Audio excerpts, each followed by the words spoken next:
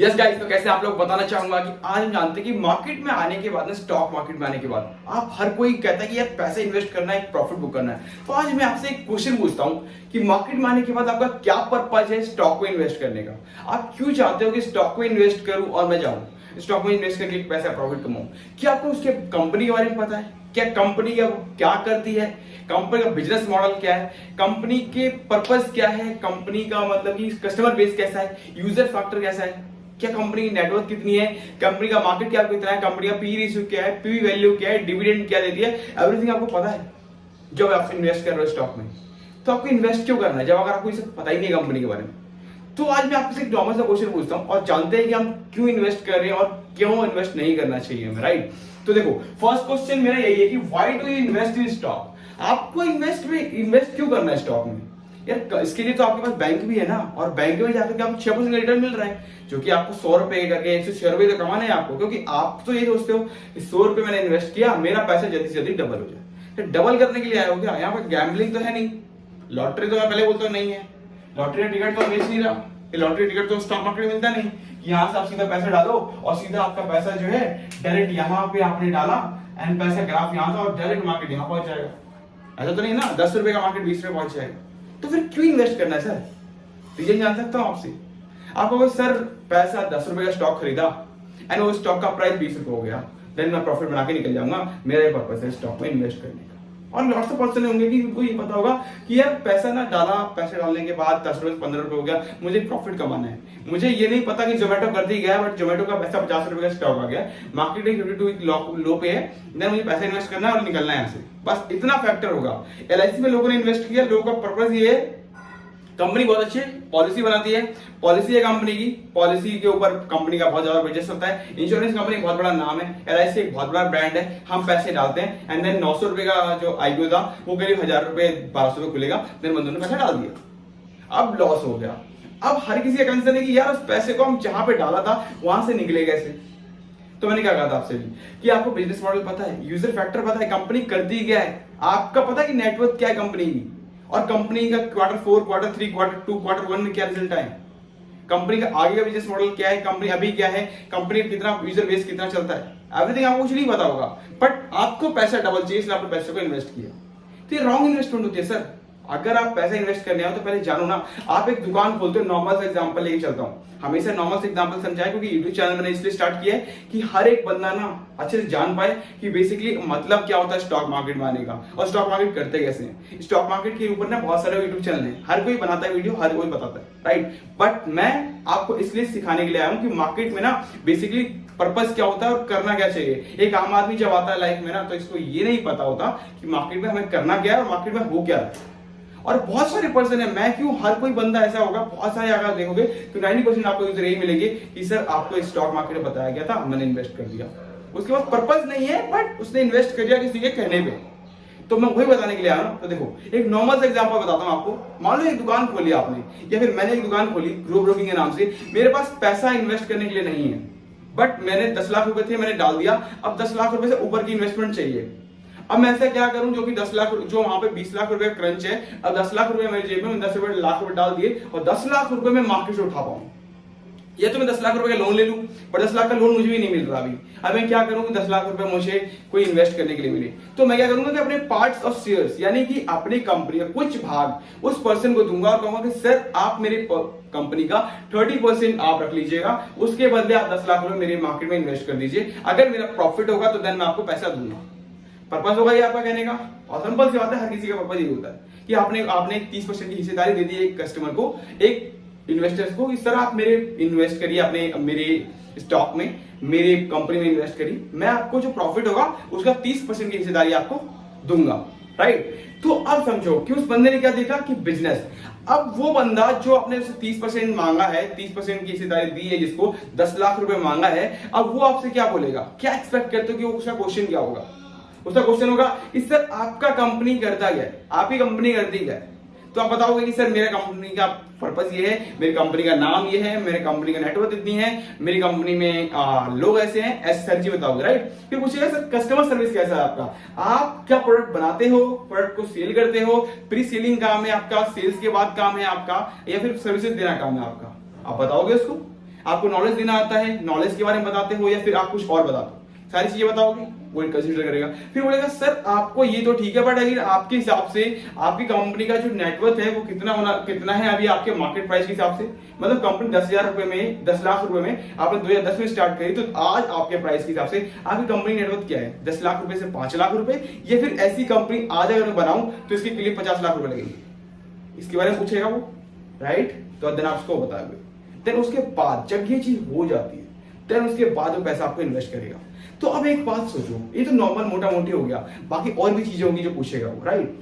तो मैं आपको ये बताता हूं, आप एक स्टॉक जोमेटो ले लो, मान लो कि एक जोमेटो का स्टॉक है, राइट, एंड आपने उस कंपनी को इन्वेस्ट किया, आपने इस जोमेटो कंपनी का सीईओ फाउंडर तक को पढ़ा कि सीईओ फाउंडर कौन है। आपको सीईओ फाउंडर नहीं पता, आपको इसके बारे में ये पता है कि कंपनी करती क्या है, आपको पता है जोमेटो ना हम फूड डिलीवरी के लिए मंगाते हैं, पर इतना पता है हर किसी को, और पैसा इन्वेस्ट करना है। यार जोमेटो करती क्या है, कंपनी का बिजनेस मॉडल क्या है, यूजर फैक्टर कैसा है, क्या कंपनी का जो कस्टमर, यहां पे मान लो जोमेटो के ऊपर मान लो कि दो कंपनी है, ठीक है, एक कंपनी जो कि पीलामल है, ठीक, और एक है जोमेटो, ठीक है। अब जोमेटो हर किसी के मुंह पे होता है कि यार मुझे खाना मंगाना है, रात को मुझे पार्टी करनी है, तो मुझे जोमेटो तक जाना है, जोमेटो से बुक करना है, ठीक है, हर किसी के दिमाग में होता है। बट पीएल तो कोई जानता ही नहीं है, पीलामल ऐसा एक स्टॉक है जो तो लोगों को पता ही नहीं है। अगर कोई फार्मा सेक्टर में काम करता है, फार्मा सेक्टर के बारे में जानता है, उसको पता होगा कि पीलामल क्या होता है, अदरवाइज पीलामल तो नहीं पता, राइट। ऐसे जोमेटो के बारे में आपको नहीं पता, जोमेटो के बारे में आपको सिर्फ इतना पता है कि यहां से खाना डिलीवर हो जाएगा, और उनका फैक्टर ज्यादा है कि लोग ना जोमेटो करते हैं। यार ऐसा नहीं होता, आप इस कंपनी की नेटवर्क जाके देखो, कंपनी का नेटवर्क कितना है, कंपनी का प्रॉफिट कितना किया है कंपनी ने अभी, एंड कंपनी का सीईओ कौन है, ठीक है। उसके बाद देखो कि बिजनेस मॉडल कैसा है, मतलब कि जो मैं ऐड करूं तो मेरे कस्टमर्स आ रहे हैं, या फिर मतलब जितना ऐड कर रखा है, अब मार्केट का ना ग्रोथ मिल रही है, मतलब हर एक दूसरा बंदा, मतलब 100 बंदों में से अगर मैं इक्वल टू निकालूं तो 60 to 70% की मोनोपोली मेरी मार्केट की निकलेगी, और मैं यहाँ पे देखूंगा कि 70% जो पर्सन होंगे, 70 लोग जो होंगे 100 में से, वो ये कहेंगे कि मुझे जोमेटो से खाना ऑर्डर करना है और जोमेटो इज द बेस्ट। क्या ये सुनने को मिल रहा है आपको? कस्टमर बेस ऐसा है, बिजनेस मॉडल ऐसा है, या फिर आपको ऐसा मिल रहा है कि वो कंपनी सेल करेगी, जैसे पीलामल है, अपने प्रोडक्ट को जब तक आईपीएल सेल ना करे तब तक के लिए उसको पता ही नहीं होता कि करना क्या है। तो ये सोचो कि जो प्रोडक्ट अगर आप सेल नहीं करोगे तो उसका प्रॉफिट नहीं होगा। तो देखो कि सेल्स में कितनी कंपनी है, सेल्स में ग्रोथ बढ़ रही है, फिर लास्ट 1 ईयर में ग्रोथ कम हुई है, तो आपको फैक्टर देखना पड़ेगा। फिर आप जब पैसा इन्वेस्ट कर रहे हो तो ये देखो कि कंपनी की नेटवर्थ जो 10 लाख रुपए में स्टार्ट हुई थी 2010 में, आज 2022 के हिसाब से 12 साल में क्या 10 लाख रुपए की जो कंपनी जो स्टार्ट 2010 में की गई थी उसकी नेटवर्थ उसके हिसाब से बड़ी है, या फिर 10 लाख रुपए में आज भी वो स्टार्ट हो सकती है? तो फिर कुछ नहीं हुआ, कंपनी का प्रॉफिट हुआ ही नहीं सर। अगर 10 लाख रुपए में कंपनी दोबारा से 2022 में भी स्टार्ट हो सकती है उतनी अच्छे तरीके से और उससे भी अच्छे तरीके से, तो मैं तो क्यों इन्वेस्ट करूंगा स्टॉक में? वो तो पागलपंती है ना यदि कि मैं इन्वेस्ट क्यों करूंगा स्टॉक में, मैं इन्वेस्ट नहीं करूंगा, मैं बोलूंगा रहने दो, मुझे तो कोई दिक्कत नहीं है, मुझे एफडी में 6% मिल रहा है, मैं वहां जाके इन्वेस्ट करूंगा। तो सबसे बड़ी बात ना ये चीज समझना होता है, पहला समझो कि मार्केट का ना बिजनेस मॉडल क्या है, ठीक। दूसरा देखो नेटवर्थ क्या है कंपनी की, कंपनी कब बने, कंपनी का सीईओ कौन है, कंपनी का जो सीईओ है उसके बाद जो उसका मार्केट एनालिसिस एडवर्टाइजमेंट के लिए जो कंपनी करती है ना, उसके बाद उसका फैक्टर क्या है लोगों तक पहुंचने का, कम्युनिकेट करने का। कंपनी का जो मार्केट एडवर्टाइज वाली टीम है वो कैसे मार्केट को एनालाइज करती है, कितना डीप जाती है, कितना लोगों तक जाकर के उसके बातों को समझाती है और लोगों से बात करती है, कन्वर्ट करती है, कन्वे करती है। जब तक ये नहीं समझ में आएगा ना तब तक ये कुछ भी नहीं होगा, ठीक है। तो पहले ये समझो, ठीक, उसके बाद इन्वेस्ट करो। फिर देखो कंपनी का नेटवर्क तो हो गया, एवरीथिंग इज डन। उसके बाद स्टॉक के बारे में जान गया ना कि कंपनी का स्टॉक करता क्या है, कंपनी की स्टॉक को क्यों बाय करना है, देन उसके बाद आपको एक रीजन मिल गया कि कंपनी के स्टॉक को क्यों बाय करना है। अब समझो कि आपको इन्वेस्ट क्यों करना है। मान लो अपने कंपनी के स्टॉक के बारे में रीड कर लिया, कंपनी ये करती है, कंपनी नेटवर्क ये है, कंपनी का पी रेशियो क्या है, पी वैल्यू क्या है, एवरीथिंग आपको पता है। अब ये जानो कि what are the reason for investing, आपका पर्पस क्या है इन्वेस्ट करने का। आप इन्वेस्ट करने के अलावा कुछ और भी तो कर सकते हो, कोई एक अच्छा सा इन्वेस्टमेंट ना करके आप ना कुछ अच्छा सा कुछ और कर लो, उस पैसे को कहीं और दे सकते हो, कुछ और भी कर सकते हो। बट इन्वेस्टमेंट करने का पर्पस क्या है, ये इन्वेस्टमेंट क्यों करनी है, इसके पीछे भी एक कारण होना चाहिए कि आप जब कर रहे हो इन्वेस्ट, मान लो 1 लाख रुपए लिया, ठीक है, एंड 60% उसका अमाउंट हमें इन्वेस्ट करना है 60,000 रुपए। तो हमारे पास क्या पर्पज है कि हम इस स्टॉक को इन्वेस्ट करें? 60,000 इन्वेस्ट करने के पीछे क्या पर्पज है कि हम इस स्टॉक को इन्वेस्ट करें? स्टॉक में क्यों इन्वेस्ट करें?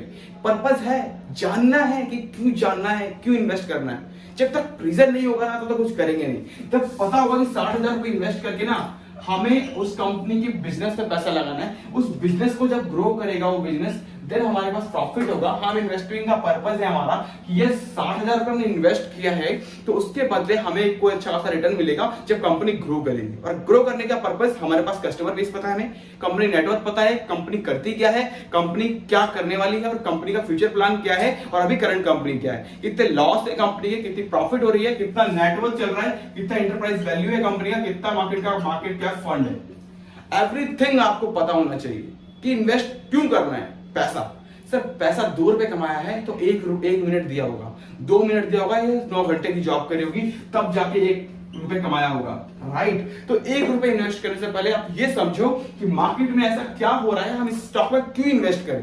पहले क्वेश्चन पूछो, फिर आंसर देखो, फिर उसके बाद एनालाइज करो कि जो मैं आंसर सोच रहा हूं क्या वो प्रॉपर बेस्ड है कि हाँ यहाँ पे जब हम करेंगे तो ये चीज हमें मिलेगी।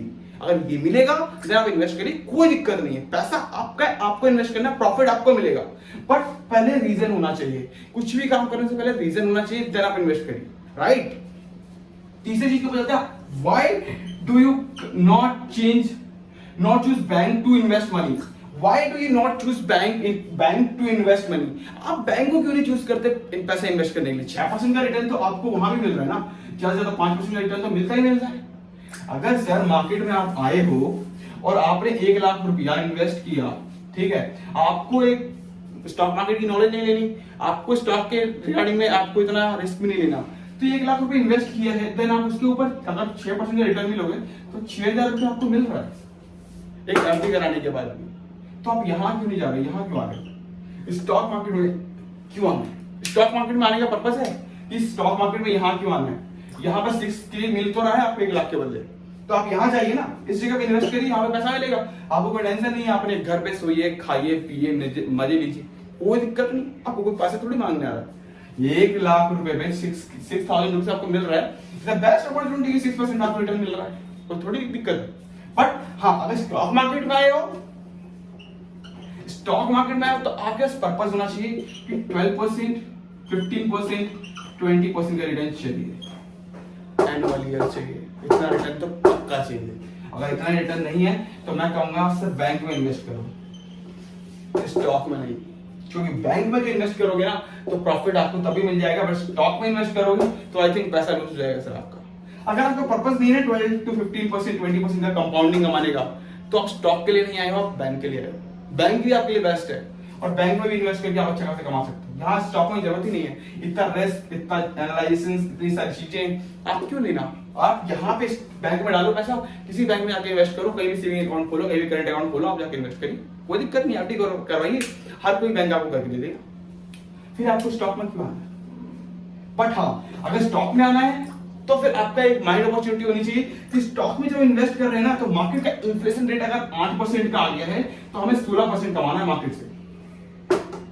मतलब अगर हमें 8,000 रुपए मिल रहे थे, अगर 100 रुपए की वस्तु को अगर इस साल हमने 100 रुपए खरीदा और अगले साल 108 रुपए का हो रहा है, तो हमारा प्रॉफिट 116 रुपए होना चाहिए 100 रुपए इन्वेस्ट करने के बाद। ये होता है माइंड पर्पस कि मार्केट का पॉइंट पर्पस हम क्या कह रहे हैं। 100 रुपए इन्वेस्ट किया है तो 108 रुपए चाहिए, 108 रुपए का इन्फ्लेशन लग रहा है तो 116 रुपए चाहिए मार्केट से। अगर ये मिल रहा है देन मैं इन्वेस्ट करने को तैयार कहता हूँ, stock market is the best. अगर ये नहीं मिल रहा है आपको, मैं कहता हूँ कि आप इसको छोड़ करके आप बैंक में इन्वेस्ट करो। कम से कम इन्फ्लेशन रेट के बराबर तो आपको मिल रहा है, इन्फ्लेशन रेट थोड़ा कम बढ़े, इन्फ्लेशन रेट के बराबर तो आपको पैसा मिल रहा है, तो वहां इन्वेस्ट करो ना। टाइम भी नहीं लगेगा, प्रॉफिट भी होगा, एंड साथ ही साथ उतना प्रॉफिट नहीं होगा बट प्रॉफिट होगा, प्लस आपको कोई दिक्कत नहीं होगी, कोई रिस्क नहीं लेना पड़ेगा, आपको ज्यादा सोचना नहीं पड़ेगा। ठीक है, तो अगर वीडियो अच्छी लग गई हो तो लाइक कर लीजिएगा, अगर अभी तक पहली बार पेज पे आए तो सब्सक्राइब कर लीजिएगा चैनल को। And thank you so much guys, and love you all. And और भी सारी वीडियो लेकर के आ रहा हूँ, तो एक लिस्ट प्ले लिस्ट जारी करूंगा, इसमें हर स्टॉक के बारे में बताऊंगा, सारी चीजें बताऊंगा, डिटेल टू डिटेल चलेंगे अपने तरीके से, राइट। तो वीडियो अच्छी लगी हो तो लाइक कर लीजिएगा, शेयर कर लीजिएगा। Thank you so much guys.